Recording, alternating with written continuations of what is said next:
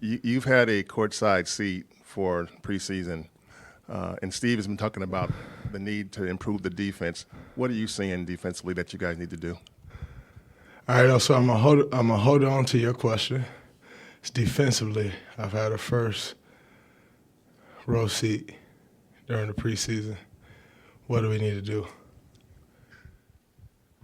I have not spoke since the Israel-Palestine conflict has been going on, and I just send my heart out to everybody involved, to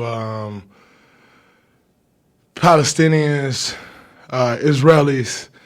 You got people dying and daily, and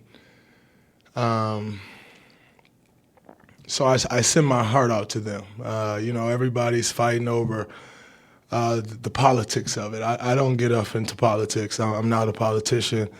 If I'm totally honest, I don't know much about American politics, let alone anywhere else in the world's politics. But I do know something about life and death because we deal with that on a daily basis.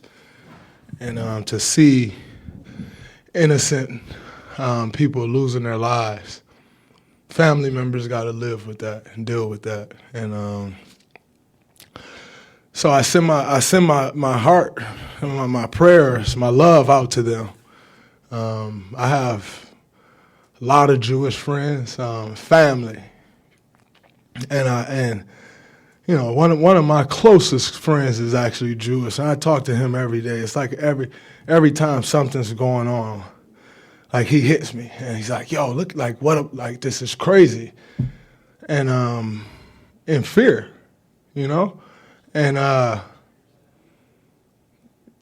so I feel that, and I don't have much to say other than I send my love and prayers and just hope it ends. No one kind of sees a means to an end, but just want to see it end. And people get back to living their lives the way they've lived their lives. But the killing of innocent people, terrorist attacks, we've dealt with that here in America. It's not good. Makes my question feel so trivial now. Your question. Real talk. My first row seat to the defense. I think at times our shell is great. I think at times our shell isn't there. I think at times when we have certain groups on the floor, they're communicating, and then other groups aren't quite communicating, and obviously that's something that I can help with, on that side of things and with the communication and making sure everyone's comfortable. But that's something that we all have to collectively be better at. I think obviously we know the fouling. You turn the ball over, it's hard to defend a turnover. So those are the basics. We know we got to cut those things out.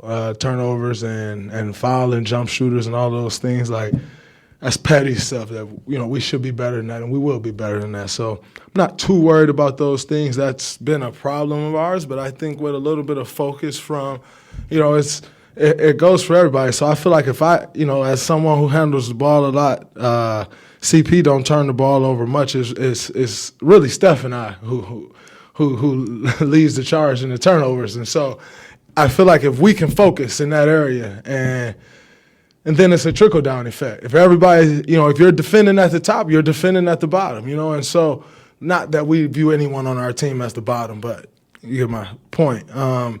And so I think that has to be a focus of ours, the guys who handles the ball a lot, and then we can clean the turnovers up, and that'll help our defense out a lot. But the number one thing for this group is going to be communication. It's a new group, still getting comfortable with each other, learning each other's strengths, and what helps with that, what helps speed that process up is communication. So I'm going to say this publicly because I want to put that pressure on him, and I trust and know that he'll handle it. But we need Kevon Looney to talk more. Loon is someone who's blossomed into a focal point of everything that we do, and he knows everything, everything. Loon will come ask me a question like, "Yo, so they're doing this, and I was thinking about it this way, and I should da-da-da. What would you do?" You just explain what I would do. He knows every single thing. And so it's going to be important for us to hear his voice more because everyone on the court feels more comfortable when they hear the big voice. And he's been growing in that area. And I think it's time for him to take that ultimate step in that area. And I have no doubt that he will, but that'll be huge for us. Draymond, you've mastered the art of playing with Steph and all the intricacies of that. What is unique about now when Chris Paul playing with Steph and the possibilities that are there? Because you haven't had a point guard like him. You've had Jared Jack and Sean Livingston, but he's kind of unique in what you've had here. Yeah, Chris, I mean, obviously we know Chris is a basketball genius. I had the most fun when we're just standing there and practicing. He come over on the side, and he's like, yo, you see this and this thing and that thing. Yo, we can get this guy to go down there. He pop over there, and I'm just like, whoa. All right, yeah, that's great, and just hearing how he process and work through things, I think is incredible for all of us to have the opportunity to learn from him. I think it's great. I think it'll help all of us. And, when you add another playmaker, ball handler, one of the best we've ever seen do it in this league, you put him around the talent and the skill that we have, it's going to produce some good things. I think him and Chris's chemistry has been great out there. They're working really well off each other. And I think that's going to be something that, teams will struggle with because even if, all right, say that, they try to key on Steph and they want to take him away, Chris still can get to his stuff. And I think that's a different look than we had. So I think Chris will be really good for us. He'll be really good for Steph. He'll be really good for a lot of guys. That's who he's been his whole career. He's made everyone he's played with better, and I don't see that stopping now. I see it happening now. So you're joking around a little bit with Anthony Vereen near the end of practice. What would you describe about his coaching style? AV is very unique coach. He connect with players on a different level, which I think is important. I've always spoke about the well-roundedness of Steve's staff, and that's an area where, AV makes that his business to know, how are you feeling today? We walk in, he's spotting everybody like, yo, Draymond ain't got it today. We need to be on him. He come to me, yo, Wiggs ain't got it today. We need to come in. I'm going to go talk to him. I get him from this angle.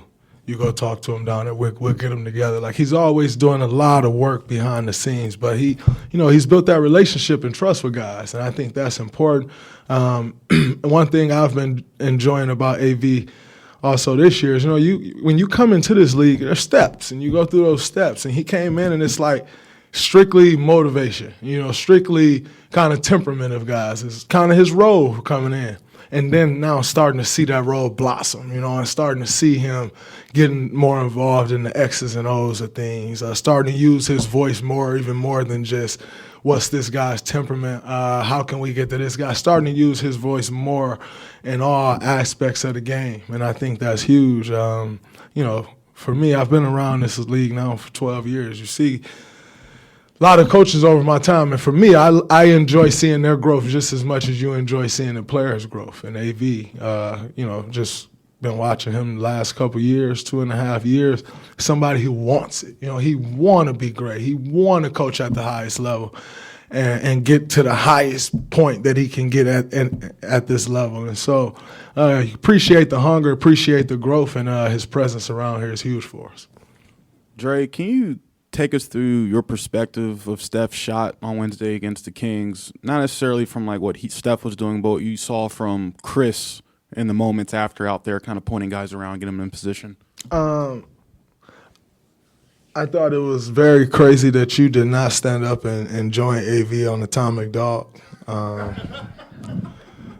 Not an Omega man myself. I'm not anything Greek, but I know a little bit of the history, and I was really surprised.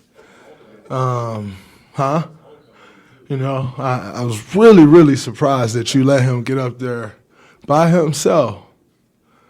And you showed no love to your bros. I was really shocked by that. But Ray can't pull your credential for hopping.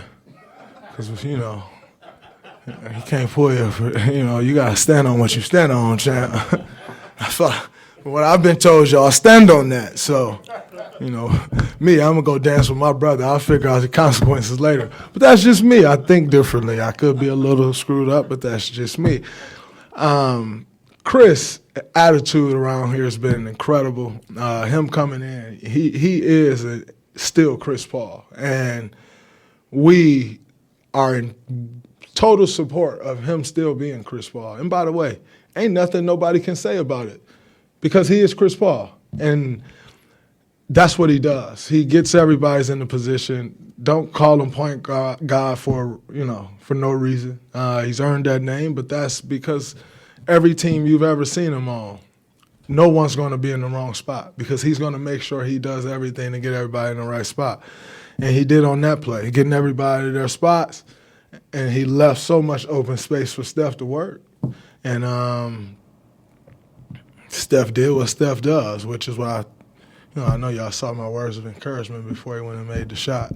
So I'm going to take the credit for that one. It's my big shot, by the way. Take that one. No, I'm just playing.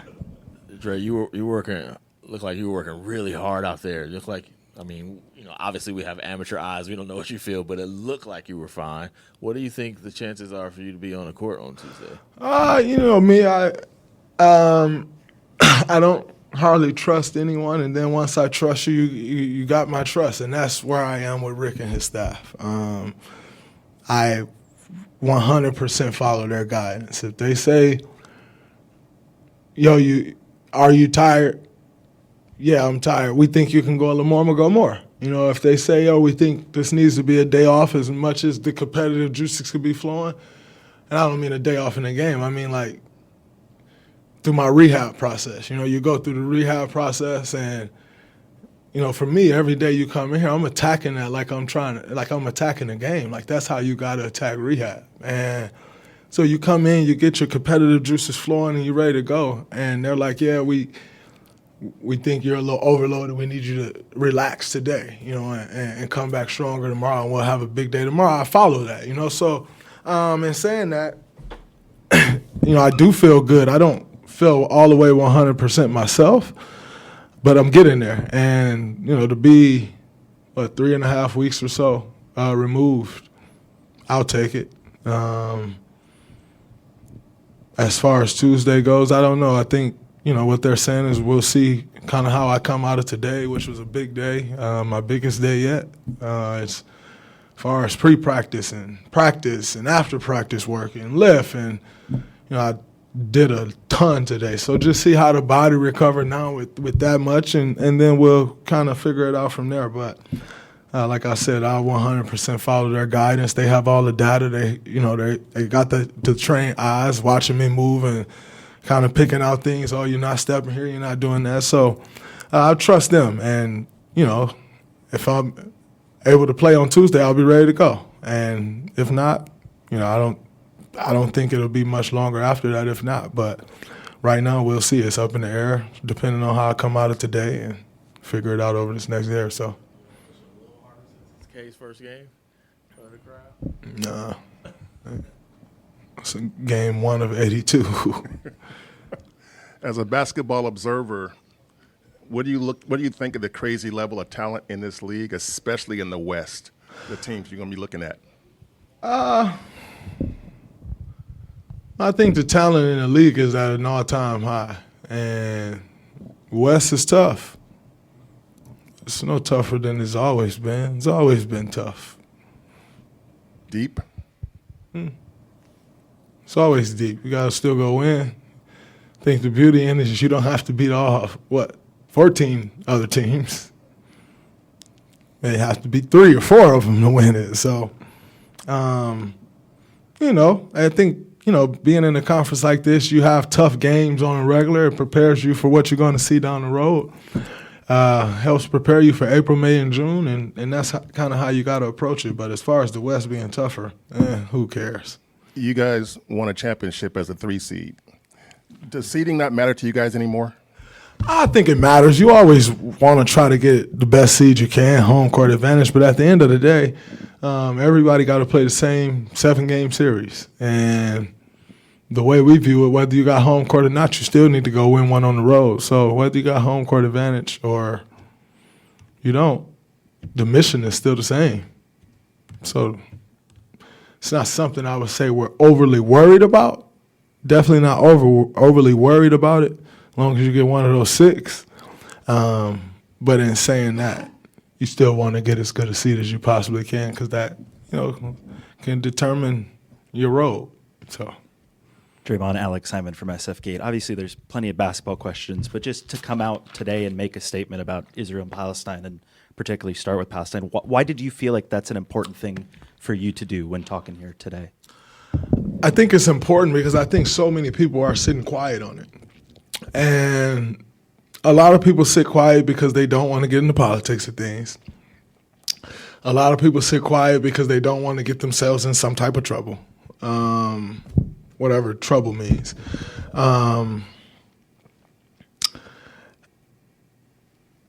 And believe it or not, a lot of people sit quiet because there's not much compassion left in this country that we live in. And so, I'm a black man. I know how it feels to get over. And so I sympathize with them. Like I said, when my best friend is contacting me 3-4 times a day, terrified, that's a problem.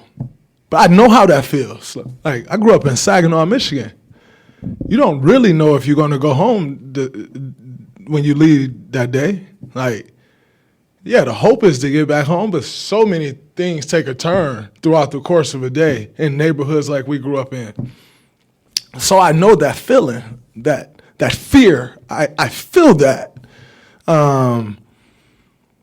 Because I am a part of race and culture that's marginalized too, and so that's why I felt the need to say something, because so many people sit quiet when they think it might get them in trouble. But if you just had a little more compassion, you may be okay. And so that's kind of how I approach it. I will hope that and it has, in times where things are going on in African-American community and Black Lives Matters and all these things, we want everyone to support us. And if someone don't support, then you're like, oh, well, they against black people. But then when something's going on with someone else, no one supports anybody. Like, they could be wrong, they could be wrong. They're right, they're wrong. What about if both of them right? What about if both of them wrong? There's still something wrong going on.